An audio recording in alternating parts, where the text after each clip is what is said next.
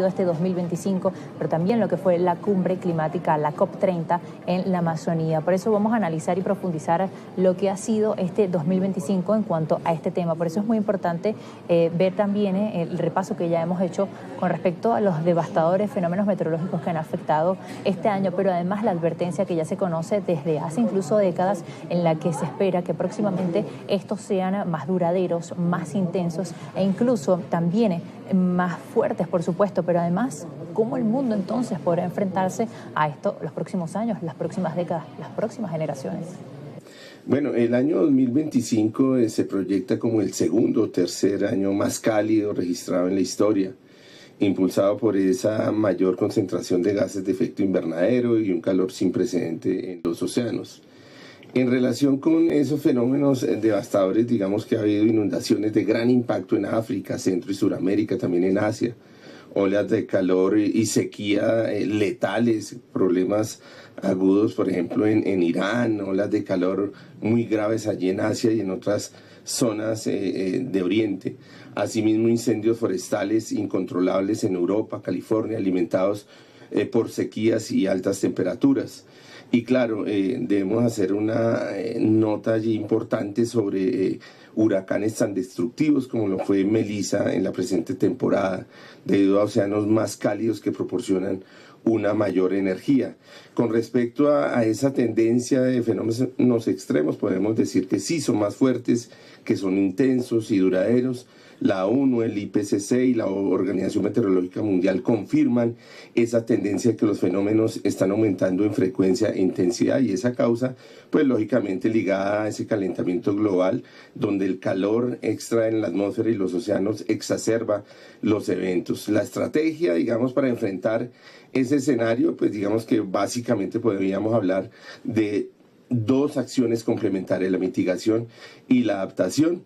La mitigación enfocada a reducir esa causa, es decir, limitar el aumento de temperatura reduciendo las emisiones de gases de efecto invernadero. Allí importante hablar de esa transición energética urgente hacia energías renovables, reduciendo el dióxido de carbono con una proyección no solamente a 2030, sino un poco más allá, a 2050, con un liderazgo político, financiero, para dirigir una acción de financiación a la acción climática. También es importante destacar lo que ha sido la cumbre climática, la COP30, la importancia, por supuesto, que haya sido en la Amazonía, en esta ciudad amazónica de Belén, en Brasil, y además las expectativas que se tenían en cuanto a este gran evento, y que no se lograron algunas de estas expectativas, ni tampoco algunos de los objetivos y los acuerdos que se esperaban se realizaran este noviembre. Bueno, la sede en la Amazonía, allí en Belén, en Brasil, fue un movimiento muy simbólico que generó altas expectativas. Digamos que puso el bosque y en general la selva y las comunidades indígenas en el centro de esa diplomacia climática frente a lo que es en sí el escenario. Adicionalmente, digamos que fue una ocasión clave para sellar acuerdos robustos sobre la protección forestal y prevenir que la Amazonía pase de ser un sumidero de carbono a una fuente de carbono, es decir, que vayamos de un polo a otro polo totalmente opuesto. Y digamos que, ¿por qué no alcanzó esas expectativas? La decepción se centró en tres grandes vacíos o fracasos. El primero de ellos: no se logró el compromiso con una hoja de ruta explícita y contundente para eliminar gradualmente los combustibles fósiles.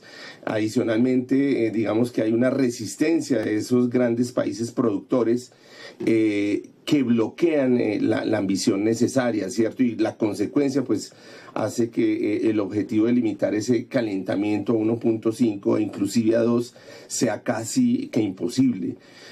Podemos hablar de esa financiación insuficiente hacia la adaptación y la transición. Los países desarrollados no logran comprometerse con ese financiamiento necesario para mitigar y para adaptarse, especialmente a esos países que tienen una mayor repercusión y que tienen menos capacidad digamos, de respuesta frente a esos efectos e impactos de cambio climático. Aunque se llamó la COP de la adaptación, los fondos concretos quedaron muy por debajo de lo necesario y digamos que el último, tercer punto allí importante es la falta de transparencia y una ambición real frente a esas acciones que se requieren a nivel global y lógicamente pues esto genera unas consecuencias que digamos están muy en función de una inacción en fósiles que digamos que al final garantiza que se rebase ese umbral de 1.5 inclusive los 2 grados. Adicionalmente pues eso redundará en esa continuidad en unos desastres más intensos, frecuentes y costosos y lógicamente pues, esto se traduce en inundaciones, en ciclones, en sequías y esa cantidad de eventos extremos con mucho más frecuencia.